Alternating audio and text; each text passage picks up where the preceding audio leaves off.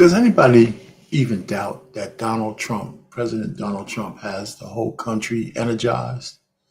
Even the world is energized because of his presidency. It's only been 132 days and everything's on fire. I mean, in a good way. So let's talk about this latest Supreme Court ruling right after this.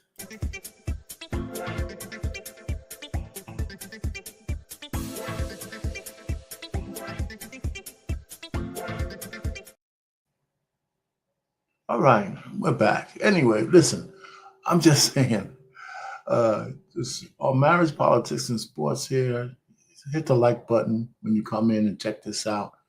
Hit the subscribe button. Now, I don't know this gentleman who's going to talk, but the Supreme Court actually just, it's kind of funny that we're saying this, gave President Trump the ability to exercise his complete Title II responsibilities, like being in control of his agencies in the executive office.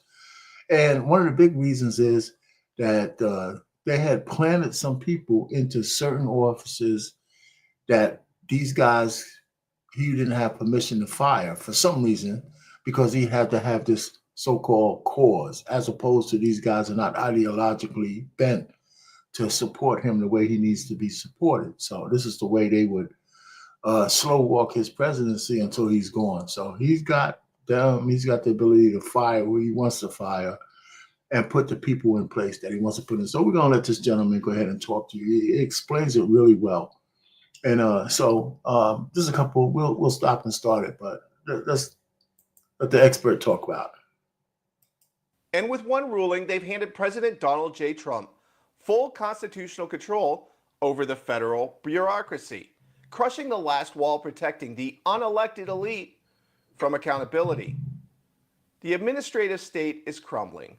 The lawfare regime is on the ropes, and the president now commands the executive branch as the founders intended. But first, like, comment, and share Explain America, because this one is a real game changer. And here's how it happened.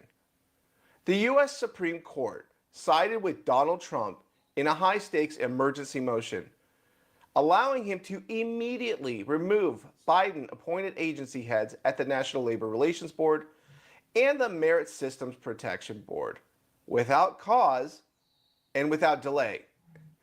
This isn't just about two bureaucracies. It's about tearing down the entire illusion that we live in an American republic where we have an unaccountable and so-called independent federal bureaucracy. A shadow government that sabotaged America First policies for years while hiding behind legal technicalities and outdated precedents. For decades, entrenched officials have used for cause protections to shield themselves from the president's authority, using their posts to leak, slow walk, stonewall, and outright defy the will of the voters. Not anymore. The court's unsigned opinion makes it clear. These bureaucracies exercised executive power. And under the Constitution, executive power belongs to the President of the United States. Period. It doesn't belong to Justice Sotomayor. It doesn't belong to Justice Ketanji Brown Jackson. It belongs to the President of the United States. Now, listen, let that sink in. I mean, because up until this point, there's been a couple of Biden appointees and other appointees he couldn't fire because some district judge or somebody said he didn't have the right to do it unless he had to show cause. And the cause should be in including that these guys don't stand for the things I want to execute, so they no longer fit, to be running my office. And for some reason, some bureaucrats said that wasn't good enough. The Supreme Court says, no, wait a minute. He should be able to have the right to have the right people in his positions as he sees fit as the executive officer, which is a great thing. And that is why we hold elections. Justice Elena Kagan, of course, is livid. In a scathing dissent joined by Justices Jackson and Sotomayor, Kagan warned that this order, quote, allows the president to overrule precedent by fiat, unquote. Yes, Justice Kagan, that's called executive power, the kind Article 2 actually spells out. And it's why we hold elections. Let's be real. This isn't about agencies and bureaucracy. It's about who actually runs the country. Under Biden, federal boards became war rooms for globalist ideologues. Trump's orders were delayed, blocked, or flat out ignored in the first part of his term. Immigration enforcement was gutted. Energy policies were hijacked. Personnel decisions are second guessed by so called independent HR panels stacked with Democrats. With this decision, the nonsense stops. No more rogue chairpersons hiding behind obscure statutes. No more independent watchdogs leaking to CNN.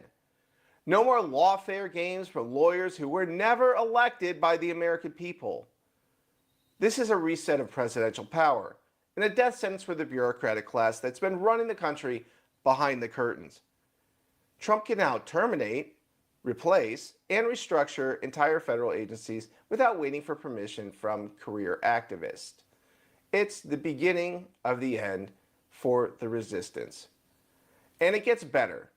Trump's Solicitor General John Sauer made clear that the legal justification comes down to this. The Constitution does not allow unelected agencies to operate as sovereign fiefdoms. That's the deep state's fantasy, not American law. The justices agreed. They ruled that keeping rogue officials in power poses a greater threat than removing them. Translation: the president's ability to control the government outweighs any bureaucrat's job security. This is how you end the judicial coup in the bureaucratic resistance. So while Democrats scream about norms and independence, Trump is quietly getting ready for mass firings. One of the things that is important that this guy, as he articulates his message better than I ever could, is that when I talk to laymen about this and they think that we have like a constitutional crisis, the buzzwords used on legacy media and shit like that, I'm saying all of these arguments between the branches of government is a good thing, right? Because Trump exercises his rights and he challenges the extent of his office, the boundaries of his office. Everybody should be doing that, right? The district judges have overstepped by using these nationwide injunctions, which are clearly an overreach, but nobody told them they can't do it because the legislative branch that can dictate the powers of these judges hasn't done their job. So Mike Johnson won't bring it to the floor because it'll be hard to pass that. I would imagine there'll be a lot of Republicans who wouldn't go for changing the rules of the judiciary. But I like this back and forth. When people think that we're in a crisis, no, this is how the government works. This is how it works. You know, all of these stays of Trump trying to get his shit done, you know, like look at, let's take birthright citizenship, for example. I'm against him trying to change that by executive order. So that's at the Supreme Court level right now. And I would imagine he's not going to win that one. But he might win the fact that, you know, a local judge can't issue a nationwide injunction because that's part of this thing too. So there's a lot of good shit going on. Everybody's energized.